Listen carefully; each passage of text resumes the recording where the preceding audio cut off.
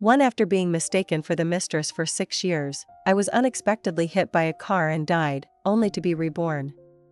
I was reborn into the moment when I desperately cried, threw a tantrum, and attempted to hang myself to make Max turn back. That day was his wedding with his white moonlight, Lily. They had been apart for many years and reunited on a rainy night. It wasn't until the moment before my death that I realized Max's long-lost white moonlight had actually been me. Meanwhile, the wedding proceeded smoothly, and I quickly discarded the fruit knife I had planned to use for a suicide attempt, packed my things, and fled. When I woke up, I was groggy, and the projection before me was broadcasting the live footage of Max and Lily's wedding. I knew that I had returned to the day my life took a major turn. I sat on the floor, staring at the fruit knife beside me, remembering that in my past life, at this moment, I had been preparing to slit my wrists in the bathroom but had tripped on the chair and fallen to the ground. A wave of fear washed over me, and I quickly picked up the knife. In the live broadcast, Max took Lily's hand from her father's and walked toward the center of the stage under the gaze of the guests' well wishes. Suddenly, I remembered something. I grabbed my phone, opened the screen, and canceled the message I had set to send. In my previous life, after slitting my wrists, a scheduled message was automatically sent to Max's phone. He had to pause the wedding and rush back to take me to the hospital. It was because of this that the exchange of rings was interrupted. Lily thought she had lost face and began to seek revenge on me. Not only did she cause a scene at my workplace, leading me to be ostracized by friends and lose my job, but she also distorted the truth online, accusing me of being a mistress trying to take over. Soon, curses and attacks filled the internet, and online groups called Beat the Mistress organized daily to throw rotten food and vegetables at my doorstep. Even Max's friends subtly and overtly distanced themselves from me, urging me to let go of the couple. Max, out of guilt for Lily, allowed the rumors and humiliations to continue. No one cared that I was the one who had been wronged. On the big screen, Lily had already slid the ring onto Max's finger when he suddenly stopped. Under the host's urging and Lily's expectant gaze, he wobbled and unexpectedly collapsed to the ground. I watched in confusion, not thinking too much of it, but secretly felt a sense of schadenfreude. See? Without me to stop them, their wedding can't even go smoothly. The live broadcast continued, and the scene turned chaotic. Max's group of friends rushed to the stage. Some called for an ambulance, while others knelt down to perform CPR on him. My stomach grumbled at the most inopportune moment. I turned off the projection and glanced around. Outside the door, there was a pile of takeout I had refused to accept for the past 3 days, now beginning to emit a foul odor. I immediately decided that, taking advantage of the current gap in time, I would leave. In my previous life, I always felt trapped by invisible chains, unable to make the decision to leave. This time I was determined, and it turned out packing up only took an hour. Before leaving, I looked back at the carefully decorated apartment. Everything in this place had been designed according to my preferences, and I had stubbornly believed that it was proof that Max loved me. I took one last glance and tossed the key behind the door. I left without any attachment. In my past life, I had been in a 5-year relationship with Max, only to be entangled as a mistress for another 6 years. It was only before my death that I realized why he had been so kind to Lily, the woman who suddenly appeared in his life. 2. Before the car accident, the information I received indicated that they had met on a rainy night, the innocent little flower of a new employee and the compassionate CEO, Max, personally holding an umbrella to escort her to her door. The little flower politely invited him in for a cup of hot tea. At Lily's house, Max saw a bullet casing in the living room and asked a few more questions. He learned that it was a memento from an overseas terror attack during Lily's time studying abroad, where she had blocked a bullet meant for someone else. She had survived the ordeal, and the bullet casing was kept as a reminder. Max was shocked because, during his own years abroad, he had also been in a terror attack, and a brave girl had shielded him from a stray bullet. But in the chaos, she disappeared after they were rushed to the hospital. When he asked more details, he realized they both had the same experience. The cold of the rainy night could not penetrate the warmth inside, and they immediately recognized each other, talking happily. From then on, Lily was promoted to be Max's personal assistant. Whether at company gatherings or on business trips, the two were inseparable. Looking back now, it seems so laughable. Max spent years searching for the woman who saved his life, but never mentioned a word to me. Even more absurd was the fact that my boyfriend of many years didn't care about my feelings while doing all this. The only way I learned about it was when Lily, through a careless upload of their group photo to WhatsApp, accidentally revealed it.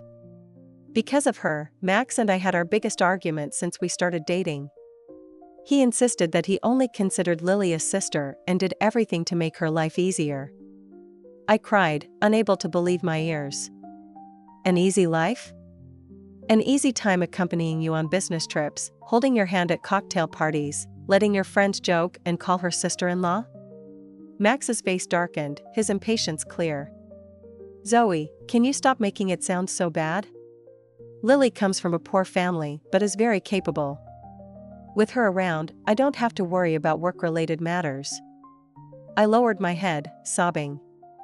What about me? When you're so kind to her, have you ever considered how I feel? Zoe, you know who I care about, don't you? Seeing me crying so desperately, Max softened his tone and squatted down to comfort me. Okay, I'll report everything to you from now on. I'll take photos with everyone and tell you where I am. Is that all right? I wasn't really trying to break up with him, but the me who had once looked forward to the future was afraid he no longer loved me. So, I agreed. But unfortunately, in the end, the expectations in my heart were destroyed by Max himself. After I settled into a hotel, I found my phone nearly overwhelmed with calls from Max's friends. If this were the past, I would have immediately called them back. But now, I ignored them all and opened the message from my best friend, Sarah. Max fainted at the wedding. I'm going to check it out. Guess what? When he woke up, he rushed straight to you and ignored that woman. Did he get beaten up by the god of sleep for that half hour? So strange. They're all looking for you now. Looks like you're getting your wish, even though I don't like him. I can't deny, I was dying of laughter when I saw Lily at the scene. Before I could reply, my phone buzzed again. It was Max. It was better to clear things up. I picked up the phone. Zoe, why aren't you at home? Before I could respond, he hurriedly said, I'm at home waiting for you. Hurry back. His voice was filled with urgency, but I sneered. Mr. Smith, we no longer have anything to do with each other. Wish you a happy wedding. 3. Before Lily appeared, I naively believed I could grow old with Max by my side. Even after her arrival, I clung to hope, reassured by Max's countless promises. I envisioned a beautiful future together after marriage. But I never expected that after marriage to be their marriage, not ours. Instead, I became the reviled mistress in everyone's eyes. After I slit my wrist to ruin their wedding, Max immediately called my parents. Humiliatingly, he threw a wad of cash at them, commanding them to take me far away from the city and never return. Up until then, I'd hidden many truths from my parents, still harboring a sliver of hope for Max. My parents were bewildered. How had their once polite future son-in-law turned so cold overnight? How had their daughter fallen to the point of attempting suicide? They planned to confront him, demanding answers. But before they could, Lily brought along a mob of so-called anti-mistress influencers, armed with cameras, lights, and microphones. They encircled my parents, berating them relentlessly. Why did you raise a daughter who destroys relationships? Is she just after Max's wealth and status? In their narrative, my family became criminals, schemers who pushed their daughter into Max's bed for financial gain, trying to steal Lily's rightful place. My parents, honest people all their lives, were utterly unprepared for such public humiliation. Overwhelmed by the flashing lights and jeering voices, my mother collapsed from a heart attack. The mob showed no mercy, accusing her of faking it even as her condition worsened. When my father, panicked, tried to push one of them away, they retaliated violently. Amid the chaos, my father was shoved down a flight of stairs. He died instantly from the fall, pronounced dead at the scene. My mother, rushed to the ICU, never regained consciousness, not even until the day I passed away. Max's intervention ensured none of the perpetrators faced any punishment. I spent an entire week waiting at his office, desperate for an explanation. When he finally appeared, I screamed at him, demanding to know why he protected Lily. He remained silent. Lily, however, strutted out of his office, smirking triumphantly. "You humiliated me at my wedding, Zoe," she hissed. "I'll make sure your life is hell for as long as I live." They walked away arm in arm, leaving me to endure the judgmental stares of everyone around us. From that moment, my life unraveled. I lost my career, my friends, and my family. Reflecting on my blind devotion to Max, the price I paid feels like a cruel joke. Never again will I let myself hope for anything from Max. In this new life, I'll stay far away from him and Lily, carving out a life that belongs solely to me. But before I move on, I sit before a mirror, tracing the faint scar on my shoulder, my mind steeled by a bitter truth. Max only loves Lily so much because he believes she once saved his life. But fate played a wicked trick on us all. The person who shielded Max from that stray bullet abroad wasn't Lily, it was me. I discovered this just before my fatal car accident when I received the detective's report. Remembering that forgotten incident caused me to lose focus while driving, and I crashed into an oncoming truck. This time, I've already obtained that report again. A knock interrupts my thoughts. Thinking it's Rowena with food, I open the door. Instead, I find Max, disheveled and exhausted. His eyes light up upon seeing me, and he moves to embrace me. "Zoe." I step back, holding him at arm's length with a cold gaze. "Who are you?"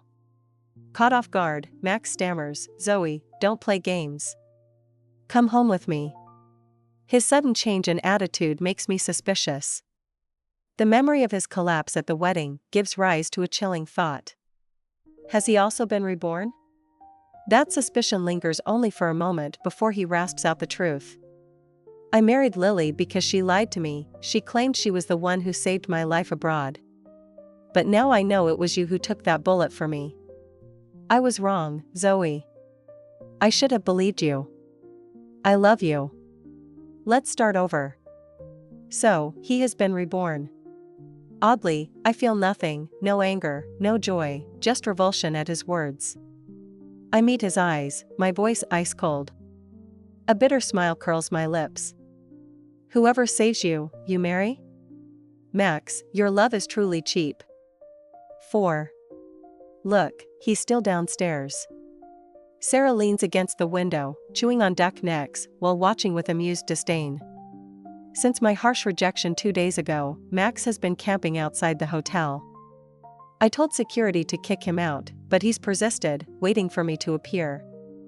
By now, it's already afternoon of the second day. Ignoring him, I focus on work. As a pastry chef, I'd finally earned an opportunity to work abroad. But back then, obsessed with stopping Max's wedding, I foolishly turned it down and even took a month-long leave. My boss, frustrated by my stubbornness, had cut ties with me. Fortunately, he recently offered me a second chance, this time at a branch office in another city. I leave next week. The move suits me perfectly, as I plan to start fresh somewhere far from my past. Breathing deeply, I glance out the window. Max is nowhere in sight. Good. I seize the moment to head out and buy supplies for my trip. But just as I step outside, Max suddenly emerges, grabbing my arm. "Zoe, come home with me." Haggard and pale, he reeks of cigarettes, his fingers trembling slightly. I wrench my arm free and take a deliberate step back. "We have nothing to do with each other anymore," I say firmly, turning away. Before I can leave, a figure charges at me. A sharp slap stings my face, the force nearly throwing me off balance. "Zoe," Max catches me before I fall. I look up to see Lily, her tear-streaked face twisted with fury. Behind her is a mob of familiar faces, those same influencers from my past life. The taste of blood fills my mouth as I glare at them. Wiping the corner of my lips, I feel a grim satisfaction. If they've come to me, I'll repay every debt they owe. Zoe, are you okay? Max's voice trembles with concern, but I shove him away. Lily, meanwhile, begins her performance, crying pitifully into the cameras.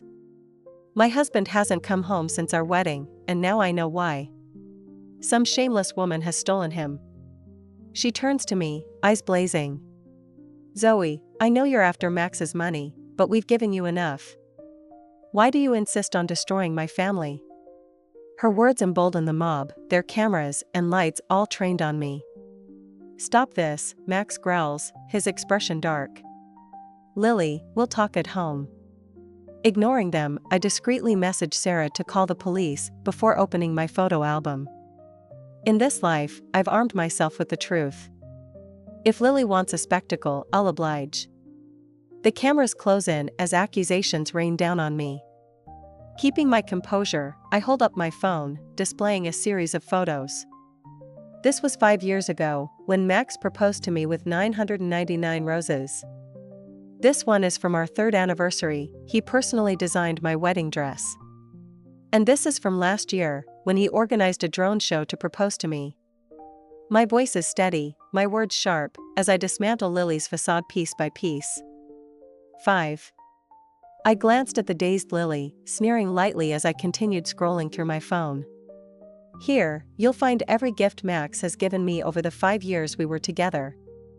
If anyone's interested, feel free to visit his home. I left without taking a single thing.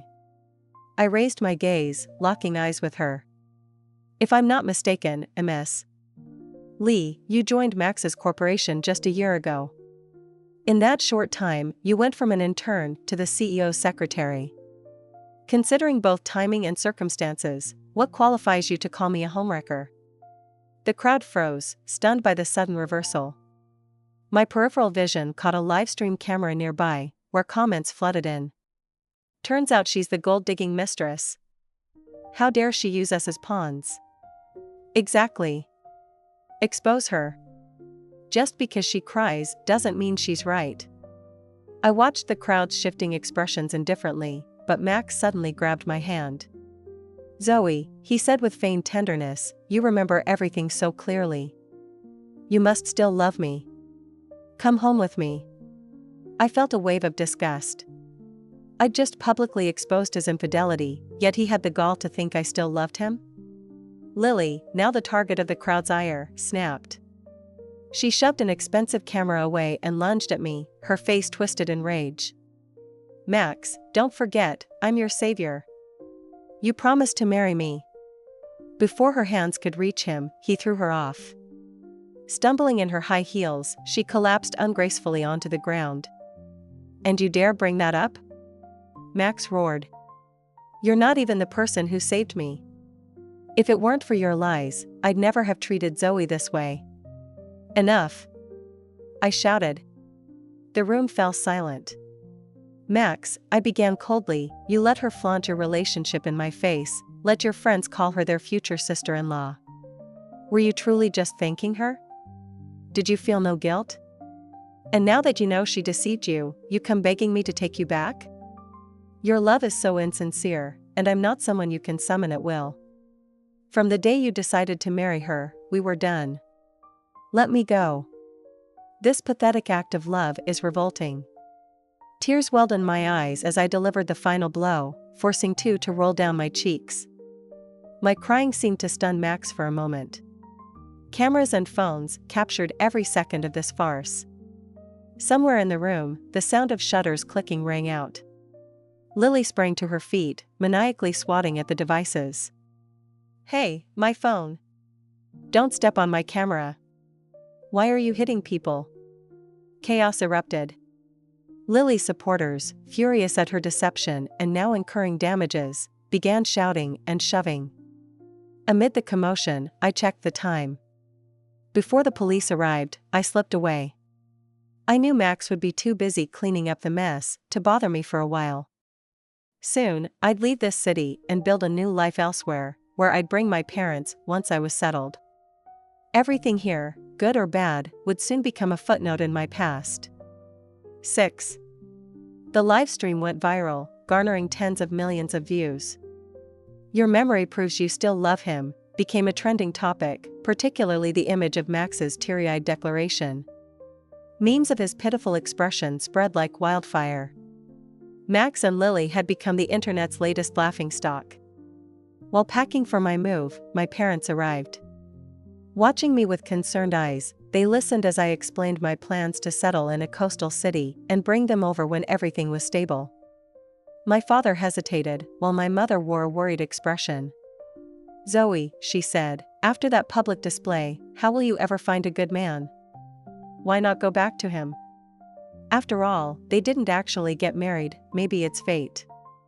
"What nonsense," my father snapped. "Zoe won't be lacking suitors." "But we saw the videos, how could you remember so much about him and still want to leave? It pains us to see you go alone." I couldn't help but laugh at their naivety.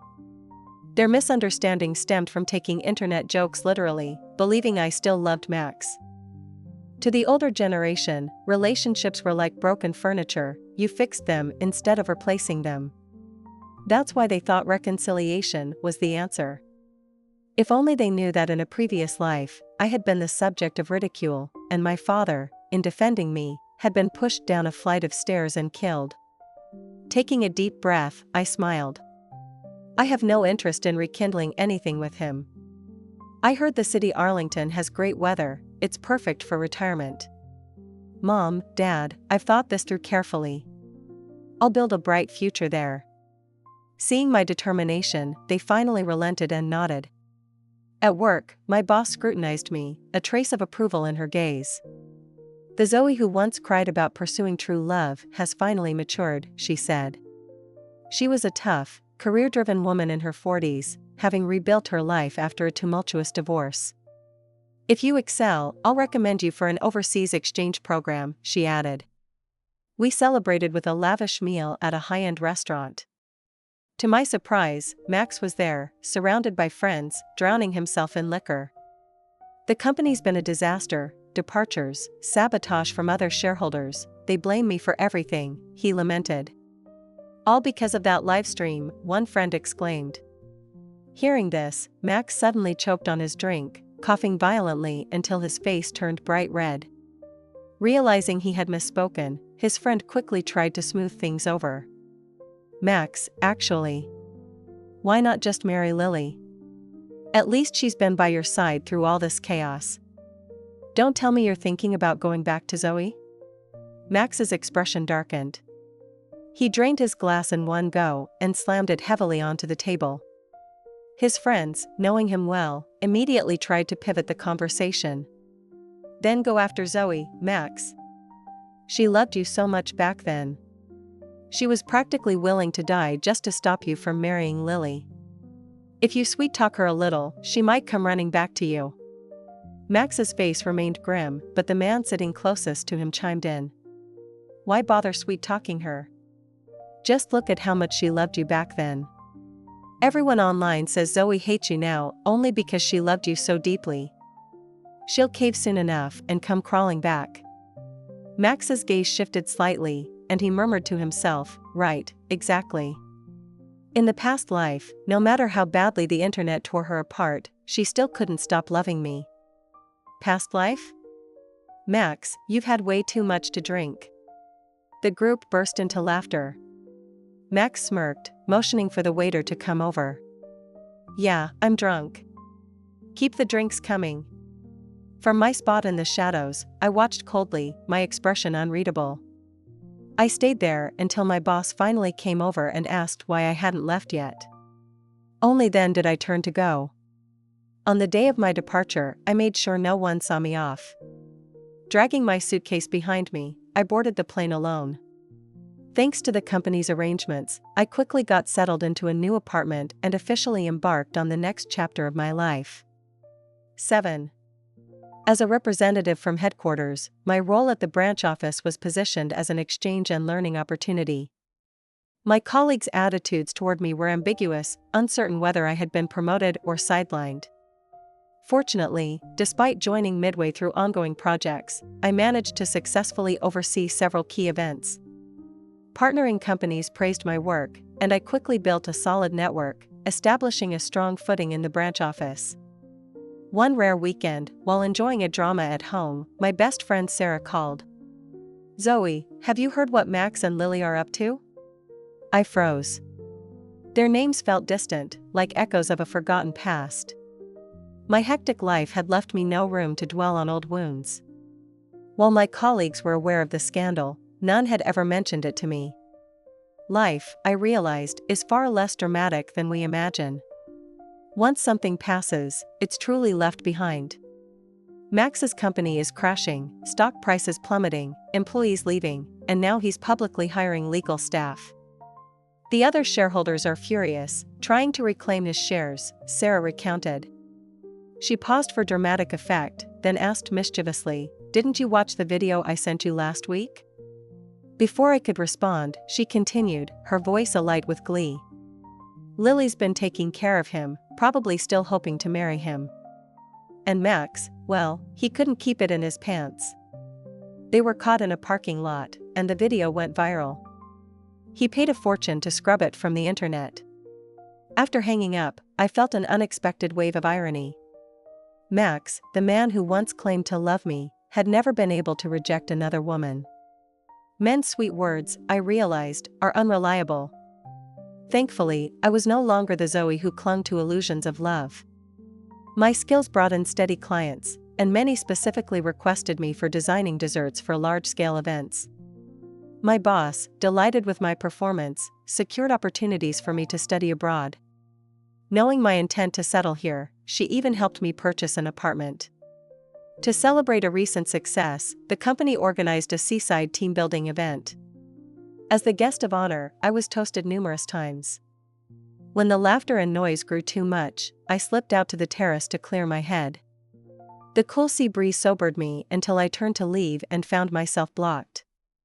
Max stood there, his eyes cold and piercing. He strode toward me, grabbing my arm roughly, his tone mocking. "Dressed so nicely, living the dream, aren't you? I've heard all about your success. Who helped you? That man by your side? Did you sleep your way to the top?" His words dripped with jealousy, unable to accept that I thrived without him. I laughed bitterly. Disappointed? No chance to play the hero? Without you, I'm better off. His anger flared, his voice cutting like a whip. "Zoe, you're just like those promiscuous women." Slap. My palm stung as I struck him, glaring fiercely. "Show some respect." For a moment, he stood stunned, his head turned to the side. Then he slowly faced me, his eyes rimmed with red. "Zoe, let's start over," he pleaded. "I regret everything. I shouldn't have listened to Lily or married her. I've thought about you every day. Come back to me, and I'll treat you right. Didn't you always dream of marrying me?" His earlier rage had made me angry. Now, his pathetic attempt at affection disgusted me. 8. Feeling a wave of nausea, I turned my head away. "You love me? You only care now because you discovered I saved you. You remember how I begged you not to marry Lily, how I clung to you. It's not love, it's your pride. You can't stand to see me happy without you. You say you love me, but you've never been able to reject another woman. Max, you love only yourself. Do you remember what I told you before?" I sneered. "Your love is cheap." Max's face drained of color, his lips trembling as if searching for a rebuttal. "Zoe." A warm voice interrupted us. "Zoe, there you are." I turned to see Liam, the branch manager, approaching with my coat in hand. "You've been out here for a while," he said kindly. "Everyone's waiting for you to cut the cake." He draped the coat over my shoulders, his smile calming and reassuring. I nodded. "Let's go." Walking past Max, I headed back inside. As Liam held the door open, Max's shout rang out. You schemed your way to the top, sleeping with countless men. Sir, don't be fooled by her. She's cheap. I paused briefly, but didn't look back. Liam, unbothered, continued smiling as we entered the building. In the warm hallway, he apologized gently. Sorry for the earlier misunderstanding. I shook my head. It's fine. Do you want us to deal with him? Liam asked hesitantly. No need. Smiling faintly, I stood before the room's door. Once I opened it, warmth, cake, and heartfelt blessings awaited me. Seeing me succeed will hurt him far more. We shared a smile, and Liam opened the door. Light and laughter flooded out. I walked in with a confident smile, leaving the past behind. 15 years flew by. The company grew, went public, and I rose to a senior position, no longer chasing the frenetic pace of my youth. Max occasionally reappeared, spreading rumors or begging, but I avoided him entirely. Recently, Sarah told me he was diagnosed with terminal liver cancer. Lily was fighting for his inheritance, though he had never married her. Hearing the news during a beach vacation, I turned to see my Alaskan Malamute bounding toward me, sand flying from his paws. Laughing, I tried to dodge him, but he jumped up, leaving sandy prints all over me. Liam, I called, mock indignant. You just bathed him yesterday, and now he's covered in sand. Liam approached, hands raised in surrender, his laughter contagious. All right, I'll bathe him again tonight. The sun shone brightly as I hung up my call, a deep sense of peace settling over me. Those who dwell on the past, who love only themselves, will never find happiness. As the dog attempted to shake off water, looking comically distressed, I called his name and walked toward him. In the golden sunlight, he bounded toward me with clumsy legs. Opening my arms wide, I welcomed him, embracing the future with joy,